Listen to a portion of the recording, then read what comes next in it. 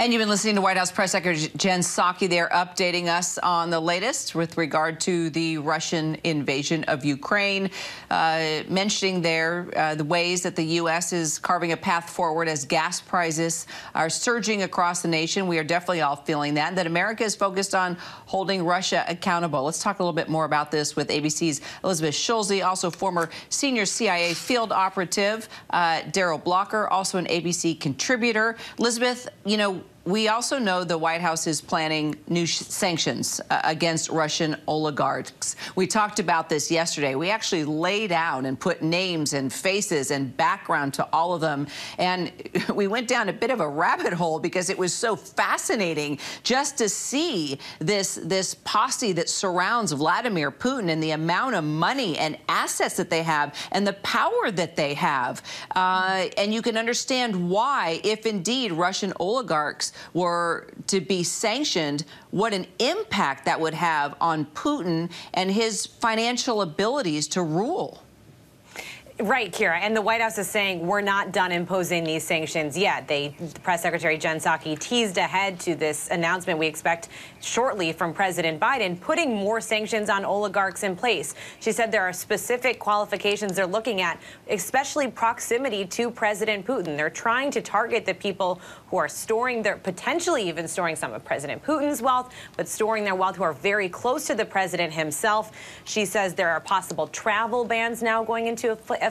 That's something that they're looking at, trying to not just freeze and target the assets, but also limit the travel from the U.S. or other countries that are imposing these sanctions on oligarchs, and also going after their relatives. So really kind of expanding out the depth of these sanctions to try to feel the pinch as much as possible, as close as possible to President Putin. And, you know, as we were listening, Elizabeth, to this White House briefing, it came just as Ukrainian and Russian delegations met in unsuccessful ceasefire talks. An advisor of President Zelensky even tweeting out a photo of himself on the way to those negotiations. There you go, right there in his camo. But, you know, it didn't turn out so well. So what is Russia asking for specifically now, and why do we think these talks went south?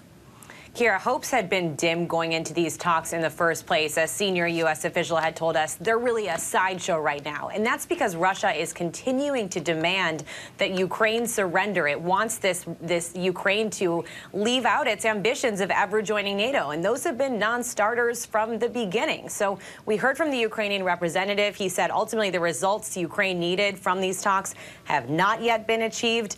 There is some potential progress on establishing this humanitarian corridor. We don't know exactly what that would look like at this point, but it could mean that it would be a way for people trying to flee the cities that Russia is attacking to get out.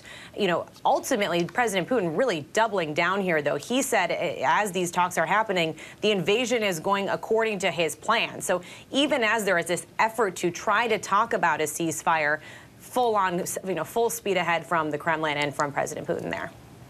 And Daryl, you know, now we're learning this information. It broke last night. We saw it all over the news, and a senior U.S. official confirmed it for us that China basically knew about this invasion, but wanted Putin to hold off until the end of the Olympics. What do you make of that? And how are U.S. and NATO allies, how should they approach this? And how should we be dealing with China as we move forward with this invasion still in full force? I think they need to look at it in a number of different ways. The fact that Putin respected China enough to let them know that this action was going to happen is a positive sign that he is seeking outside counsel, or at least engaging with other world leaders. Also, China they were not one of the 4 nations that supported Russia in the UN General Assembly vote yesterday. So that could be a sign to the United States, to the West, to the Ukraine, that maybe China could be the answer to resolving some of these issues. Wouldn't that be interesting? What a change of events that would be. We'll talk about that more and we'll follow it. Elizabeth, Daryl, thank you both so much. Hi, everyone. George Stephanopoulos here. Thanks for checking out the ABC News YouTube channel. If you'd like to get more videos, show highlights, and watch live event coverage, click on the right over here to subscribe to our channel. And don't forget to download the ABC News app for breaking news alerts. Thanks for watching.